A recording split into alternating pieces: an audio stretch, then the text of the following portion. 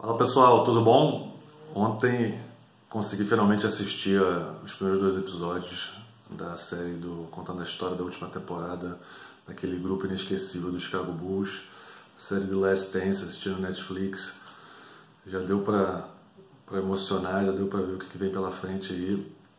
Achei muito legal a gente ver um pouco dos bastidores da equipe, que na época, né, o pessoal da minha geração acompanhava muito o Chicago Bulls, era o time da década, o melhor jogador de todos os tempos, né? Na minha opinião, o melhor time de todos os tempos. E é diferente a gente poder ver algumas coisas que não se sabia, né? Alguns detalhes dos bastidores, algumas coisas de relacionamentos com o gerente da equipe, né? O general manager, que era o Jerry Krause, e todos os conflitos que estavam rolando. São coisas que acontecem em equipes de basquete, né? Conflitos, então, em equipes de todos os esportes, né? Existem conflitos internos que não passam para o externo, né? Que ninguém fica sabendo. Então é interessante eles terem dado todo esse acesso, né? Para as câmeras estarem ali filmando certas situações. Então achei isso muito interessante. Nessa época eu estava morando nos Estados Unidos, eu fui lá, fiz um ano de high school, fiz um ano de junior college, depois fiz universidade, né, jogando basquete. Então, o Chicago Bulls todo mundo gostava muito, todo mundo curtia muito. E essa é uma coisa que é diferente, eu acho, daquela época. Apesar do Chicago Bulls ser o melhor time, a gente via todo mundo torcendo para eles, né?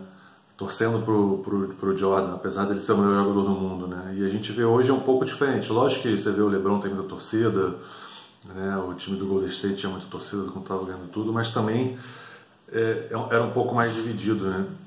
Na questão, a percepção que eu tinha na época que era a grande maioria das pessoas torcia para o Jordan e para o Chicago Bulls.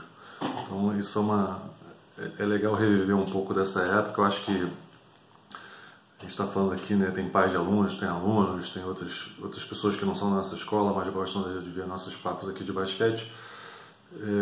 Quem viveu aquela época vai ser legal relembrar. Quem não viveu aquela época, eu acho que é muito interessante ver um pouco, entender um pouco o que significa o Chicago Bulls da década de 90, o que significa o Michael Jordan para o basquete, para a NBA.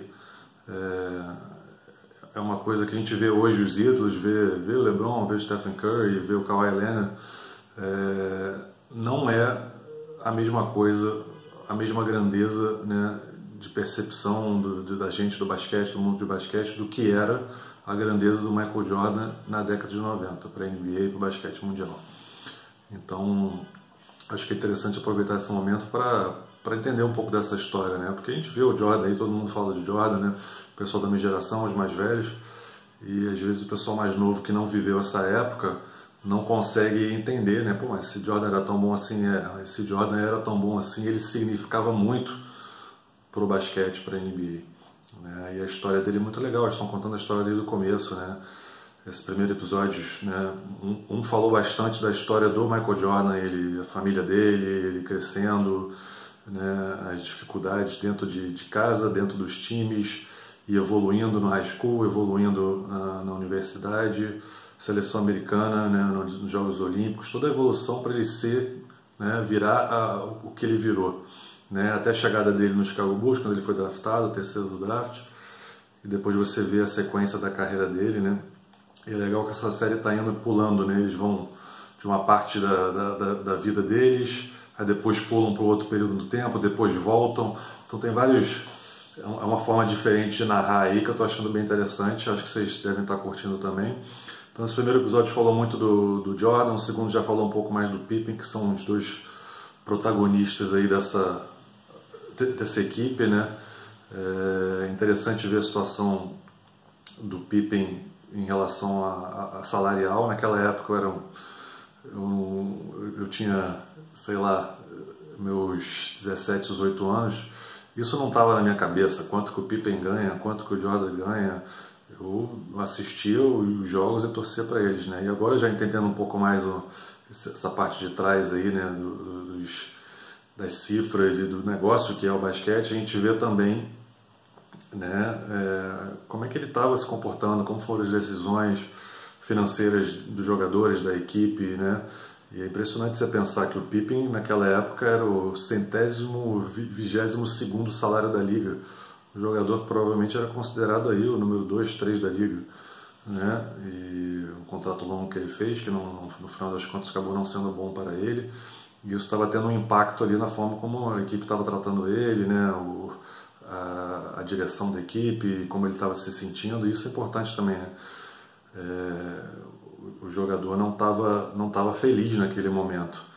E vindo, né, uma equipe super vitoriosa, tinham acabado de ganhar o título, já tiveram 5 vezes campeões, indo para um 6º título, mas com uma direção que não estava tratando a equipe com o respeito, né, que eles mereciam, né? Você vê colocando aí um time que tinha acabado de ganhar o título disputando o 6º, já avisando que, olha, o Phil Jackson não volta, a gente vai fazer uma reformulação.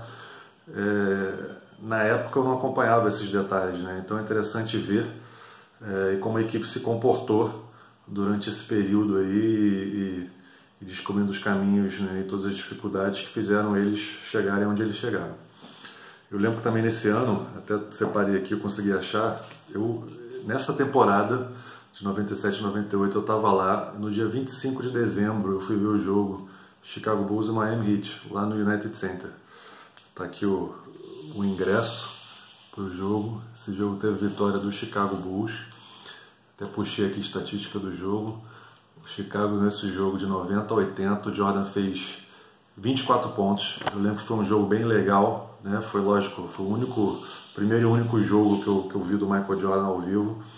Então foi muito especial para mim, eu estava muito feliz naquele dia. Eu fui com meus pais, que eles foram lá me visitar na época, era Natal, muito frio lá em Chicago. Mas foi uma experiência assim sensacional. Eu saí de lá assim maravilhado de que eu vi o Michael Jordan jogar no United Center. Então é algo que eu vou lembrar para o resto da vida. E é legal agora a gente ver, né? Eu vi um jogo dessa temporada ao vivo, né? E estamos revendo agora essas histórias. Eu acho que assim é uma série que vai dar tem muita história legal, ainda faltam muitos capítulos, estou bem empolgado para os próximos. Acho que a gente pode bater nesse papo aqui de vez em quando, falando dessas coisas. Queria falar um pouco também da época que o Jordan parou, jogou beisebol, né? E acho que tem muita história legal, né, desse time que a gente vai ver pela frente.